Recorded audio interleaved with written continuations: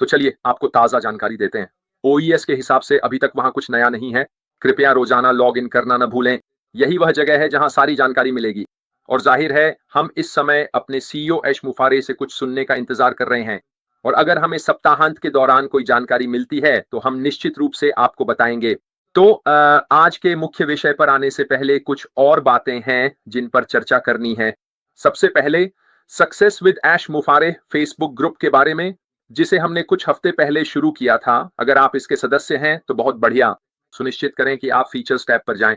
वहीं पर मेरे या बाकी टीम के सदस्यों द्वारा दी गई ताज़ा जानकारी डाली जाती है और कृपया हम जो भी वहां साझा कर रहे हैं उसका पालन करें। यह एक सूचना और सहायता समूह है जो हमारे सीईओ के साथ अगले चरण की यात्रा के लिए बनाया गया है। ठीक है।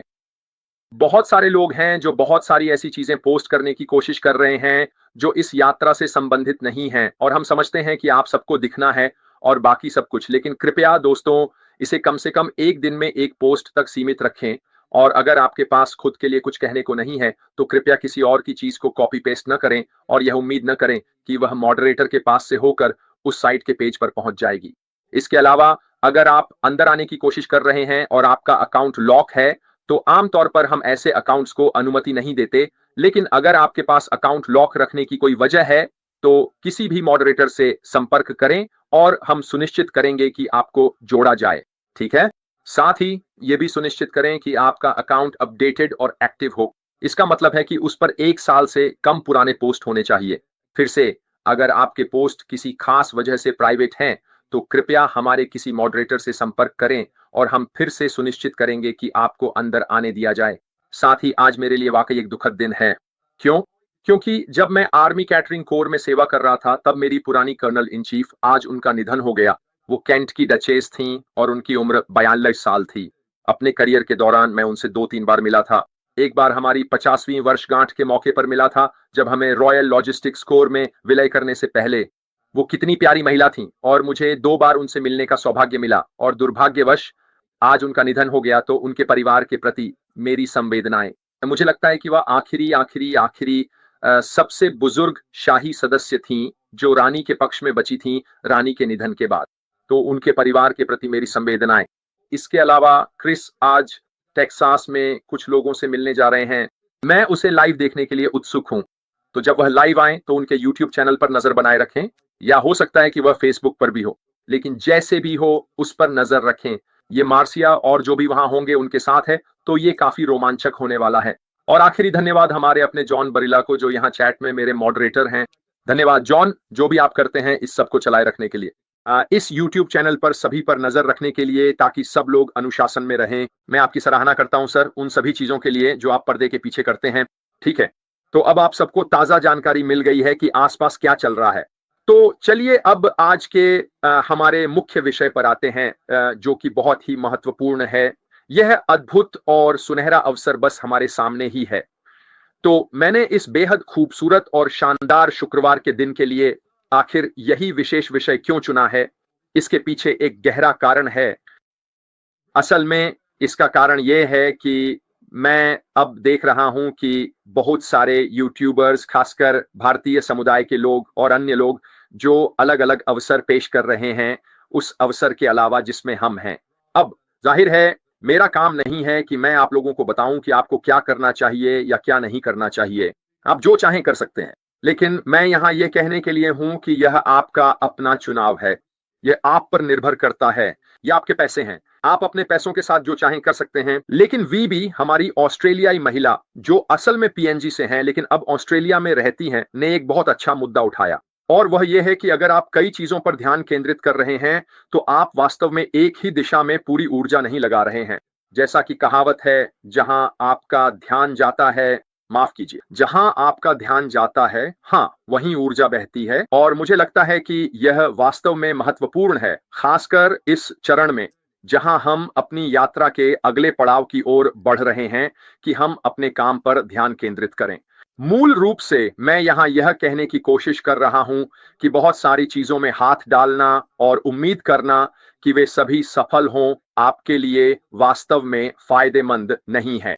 सबसे पहली बात, लोग इसे वहन नहीं कर सकते और अब लोगों के लिए उनका पैसा पहले से कहीं ज्यादा महत्वपूर्ण हो गया है। लेकिन साथ ही मुझे सच में लगता है कि यह कहना सही होगा कि हमारे सामने जो अवसर है वह कुछ बहुत ही खास होने वाला है। और अब मैं आपको यह सब बताने जा रहा हूं कि मुझे क्यों लगता है कि यह अन्य चीजों की तुलना में और भी खास होने वाला है जिन पर आप शायद नजर डाल रहे हैं। हो सकता है कि यह आपके सामने सोशल मीडिया के जरिए आया हो और आपको इसे देखने के लिए सक्रिय रूप से प्रोत्साहित किया गया हो, भले ही वह मुफ्त ही क्यों ना हो। आज मैं इसी बारे में बात करने जा रहा हूं कि मुझे क्यों लगता है कि आपको इस यात्रा में जहां आप हैं वहीं टिके रहना चाहिए, बजाय इसके कि आप इधर-उधर भटकें। तो चलिए शुरू करते हैं।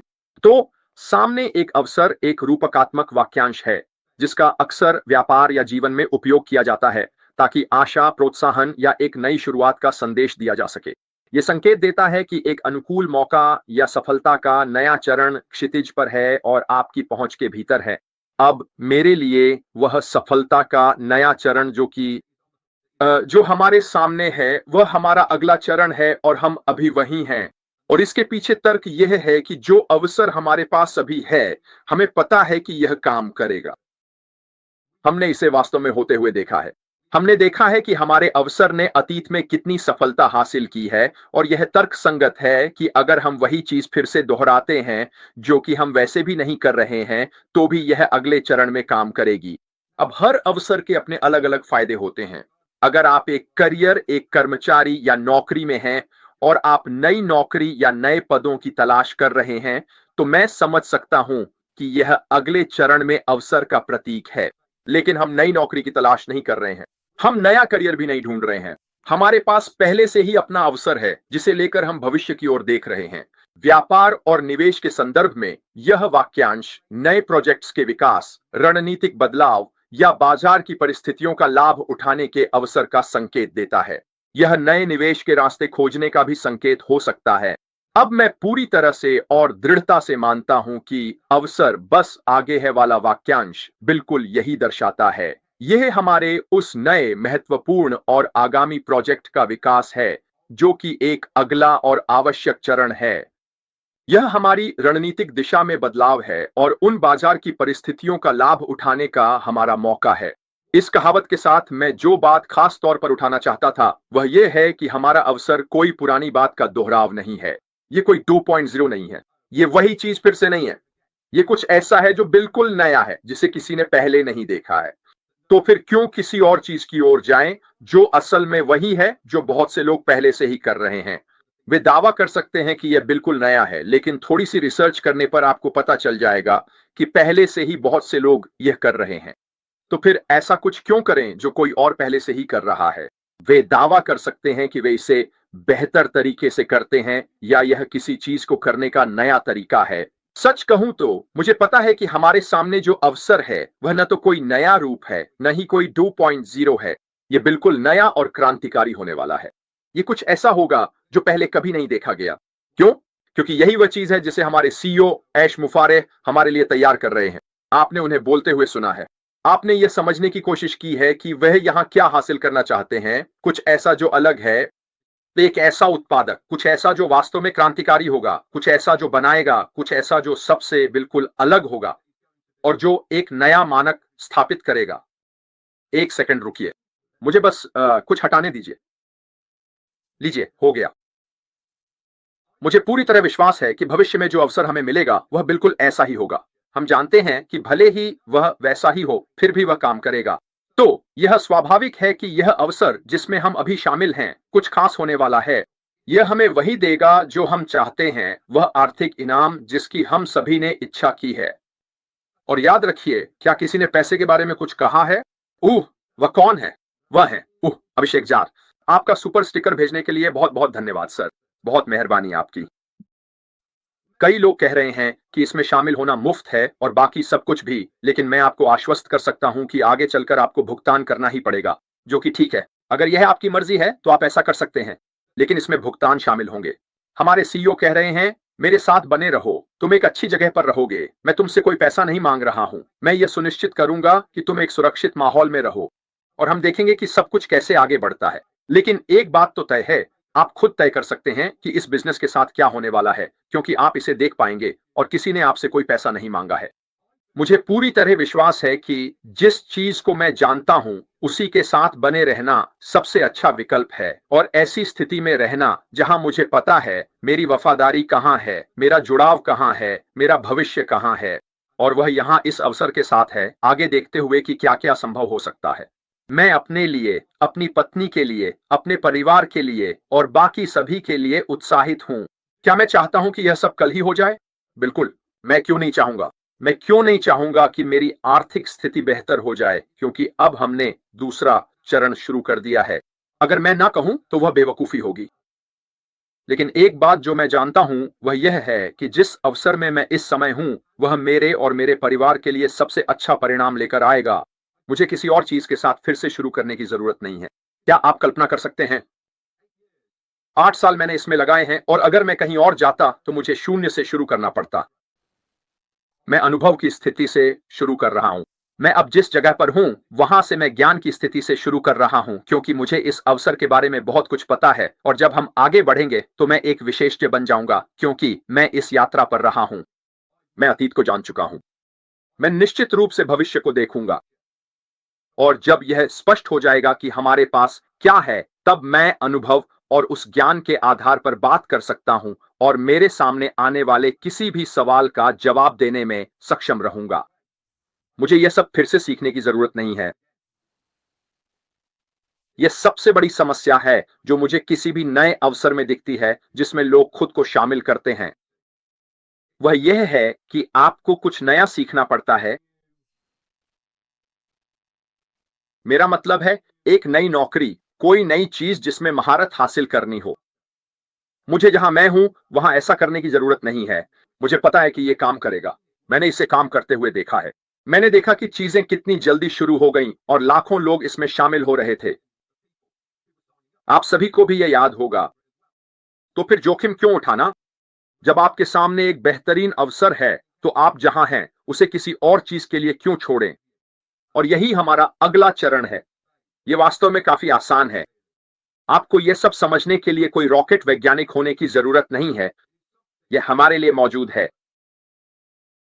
इसके अलावा व्यक्तिगत विकास और नई शुरुआतों में भी यह वाक्यांश जीवन के लिए लागू हो सकता है, जहां यह भविष्य और संभावनाओं के प्रति सकारात्मक दृष्टिकोण को प्रोत्साहित करता है। यह एक नई शुरुआत का संकेत दे सकता है, जैसे कि शुरुआत में एक नए साल की। मुझे पूरी तरह विश्वास है कि यह हमारे व्यक्तिगत विकास का हिस्सा है। हम जानते हैं कि हमें कहां जाना है। हम जानते हैं कि यह हमारे लिए एक नए साल के आने जैसा है। जब यह फिर से शुरू होता है वही हमारी नई शुरुआत होती है। लेकिन वह अवसर नहीं बदला है। यह शुरू से लेकर अब तक एक जैसा ही रहा है। हम बस एक अलग साधन का उपयोग कर रहे हैं। यह चुनौतियों को पार करने के बारे में भी है। यह इस बात की याद दिला सकता है कि कठिनाइयों का सामना करने के बाद थोड़ी बेहतर स्थिति आने वाली है। यह वह चीज है जो मुझे पता है कि होने वाली है। मैंने ये शब्द टाइप नहीं किए हैं। मैंने बस आगे डाला और यही एआई ने मेरे लिए निकाला। तो दृश्य रूप में इस अवधारणा को अक्सर सड़क के संकेत के रूप में दर्शाया जाता है, जिस पर लिखा होता है अवसर बस आगे। यह एक ऐसे रास्ते को दर्शाता है जो उज्जवल क्षितिज की ओर बढ़ रहा है।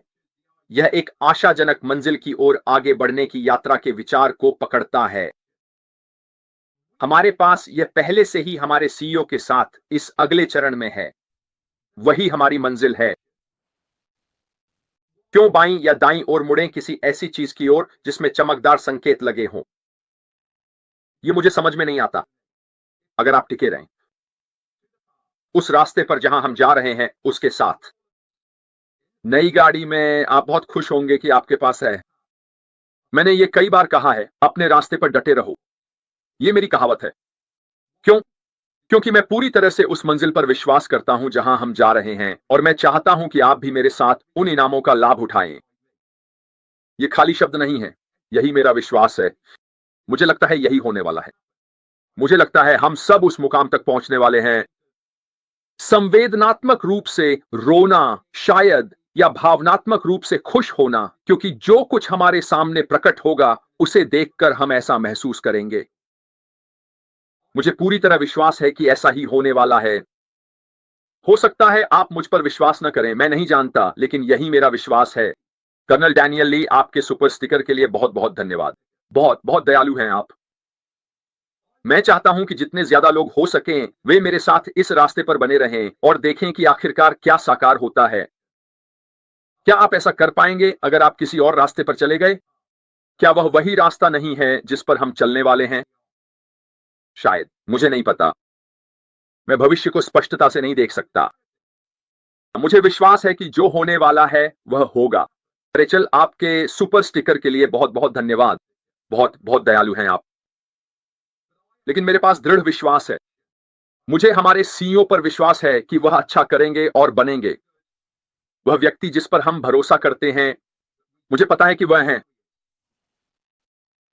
तो दोस्तों, जब मैं आगे के अवसर की बात करता हूं तो मेरा मतलब इसी से है। मेरा मतलब किसी और से नहीं है। मेरा मतलब कहीं और किसी चमकदार चीज से नहीं है। कहीं और किसी चीज का वादा। आप फिर से शुरू क्यों करना चाहेंगे? इसका कोई मतलब नहीं बनता। यहीं रहिए और आप बिल्कुल ठीक रहेंगे। नूनो सैंटोस, आपका बहुत बहुत धन्यवाद। नहीं, गलत व्यक्ति। रुकिए, आप कहां चले गए? आपके सुपर स्टिकर के लिए धन्यवाद। लीजिए, ये रहा। क्या यही सही है? नहीं, ये नहीं है। आज आप में से बहुत सारे लोग हैं। लीजिए, ये रहा। तो मेरे विचार में और मेरी मान्यता में रास्ते पर बने रहना वाकई बहुत जरूरी है। यहीं टिके रहिए। लालच में मत आइए। लालच वाकई एक बुरी चीज है। हम सब जीवन में कभी ना कभी लालच में आते हैं। अलग अलग चीजों और अलग अलग कारणों से हम लालच में आते हैं, लेकिन अंदर से, मेरा मतलब है दिल से, आप जानते हैं कि यह सही नहीं है। फिर भी आप लालच, ऑफर्स जैसी चीजों से बहक जाते हैं। चमकदार चीजें खरीदो और दिन के अंत में उसका कोई परिणाम नहीं निकलता। मैं निश्चित रूप से जानता हूं कि हमारे सीईओ के नेतृत्व में, जिसका हम अब हिस्सा हैं, वह अवसर हमारे सामने है। हमें बस अपने उस सपने को मजबूती से थामे रहना है, उस पर विश्वास बनाए रखना है जिसमें आप यकीन करते हैं। और अगर आप ऐसा नहीं कर सकते तो हमसे पूछें और हम आपको थामे रहेंगे ताकि आप कहीं और ना बह जाएं। तो उस प्रलोभन में पड़ने से पहले खुद को उससे दूर कर लें। और मेरा मतलब है खुद को उस प्रलोभन से दूर कर लें। अगर आप उसका हिस्सा नहीं बनते तो आपको कुछ भी मिस नहीं होगा। लेकिन अगर आप इस रास्ते पर टिके नहीं रहते तो आप जरूर कुछ खो देंगे। आप पर यह जिम्मेदारी है कि आप इसे पूरा होते देखें। यही मैं कर रहा हूं।